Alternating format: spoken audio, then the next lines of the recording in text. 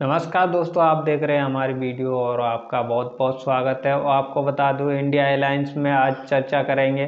India alliance की India गठबंधन में क्या कमी है और कितनी कमी के अनुसार इंडिया का जो एनडीए गठबंधन को हरा सकता है। इंडिया गठबंधन दो ये अब गठबंधन ही अभी चर्चा में चल रहे हैं।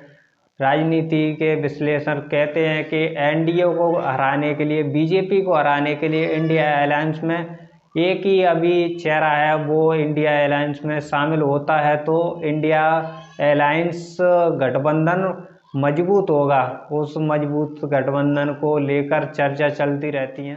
यूपी में 80 लोकसभा सीटें हैं और यूपी में 80 लोकसभा सीटों में से 17 सीट कांग्रेस को इंडिया अलायंस ने दे रखा है और सपा के पास में बाकी की अन्य जो सीटें हैं सपा के पास में। और सपा अच्छे बता दें, इंडिया अलायंस की जो मजबूती है पूरब से लेकर पश्चिम तक, उत्तर से लेकर दक्षिण तक, जब भी सभी जो कार्यकर्ता हैं इंडिया अलायंस के, वो बताएं तो कांग्रेस को लेकर, कांग्रेस में जितनी पुख्तादारी है, कितनी मजबूत कांग्रेस है अब की बार, क्योंकि उसका समीकरण बनाने में राहुल गांधी का योगदान है। भारत जोड़ो न्याय यात्रा को स्टार्ट करते हुए और पूरे देश के अंदर घूम रहे हैं, तो उससे जागरूक जनता के विश्वास बढ़ता जा रहा है।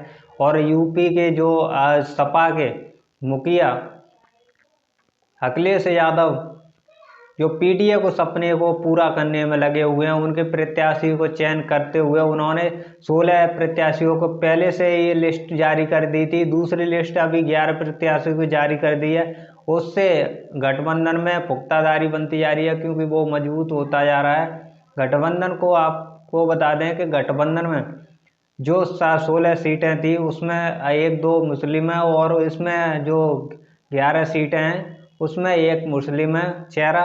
और पीडीओ के सपने को पूरा करने के लिए अखिलेश यादव ने जोरों शोरों की कमी है इंडिया गठबंधन में मायावती को लेकर जो अन्य जो चर्चा चलती रहती है, तो उसमें मायावती का बहुत योगदान है, यूपी में बहुत योगदान है। और वो मायावती का वोट बैंक यूपी के अंदर जनाधार बहुत ज़्यादा है। और उसके बाद में जो सपा के मुखिया अखिलेश यादव पीडीओ को लेकर चल रहे हैं, तो उसमें इंडिया अलायंस में मायावती शामिल होती हैं, तो उससे ज़्यादा क्या फर्क पड़ेगा कि यह इंडिया अलायंस मजबूत होगा। ब्राह्मण को साधेगी कांग्रेस, ब्राह्मण जो ऊपरी स्तर के जो कार्यकर्ता नेतागण अपनी जो ब्राह्मण समाज को साधेगी कांग्रेस। और उसके बाद में ओबीसी को लेकर चलेगी क्या सपा, और दलित एससी और एसटी को लेकर बहुजन समाज पार्टी एकजुट कर चलेगी। तो ये बीजेपी के लिए बहुत बड़ा झटका होगा। बीजेपी को हराने के लिए मायावती का इंडिया अलायंस में जाना बहुत जरूरी है। जब तक बहन Kumari Mayawati, Baspa supremo Mayawati India alliance में नहीं जाएंगी, तब तक इंडिया अलायंस अधूरा है। बसपा के बिना इंडिया अलायंस में बहुत कमियां हैं। इंडिया अलायंस में लेकर और चर्चा चलती रहती है बीएसपी की तरफ से कि बीएसपी, कांग्रेस की तरफ से कि बीएसपी आएगी इंडिया अलायंस में। और बीएसपी की बसपा सुप्रीमो मायावती ने पहले ही से कह रखा है कि हम अकेले की नीति पर चलेंगे। जब अकेले की नीति पे बसपा ने इस फैसला लिया है, तो उसको अटल करते हुए बसपा शायद अकेले की नीति पे चलती है, तो अब की बार बीजेपी सरकार फिर से आने के लिए तैयार है।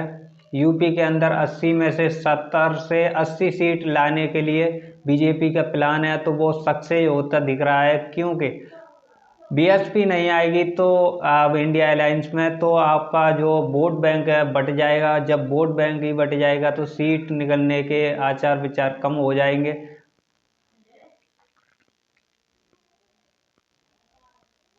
यूपी के अंदर 80 लोकसभा सीटों में से कम बसपा इंडिया अलायंस में, इंडिया गठबंधन में जाती है, तो SC ST OBC का जो पूरा वोट बैंक एकजुट होकर इंडिया अलायंस की तरफ जाएगा, हर प्रत्याशी की तरफ जाएगा, चाहे मुस्लिम कैंडिडेट हो, चाहे SC का दलित कैंडिडेट हो, या OBC का जैसे जनरल का ब्राह्मण कैंडिडेट हो, सभी को एकजुट होकर वोट मिलेगा, तो इंडिया अलायंस को मजबूती मिलेगी। और आपको बता दें कि बीजेपी को हराने के लिए बीएसपी को इंडिया अलायंस में जाना जरूरी है।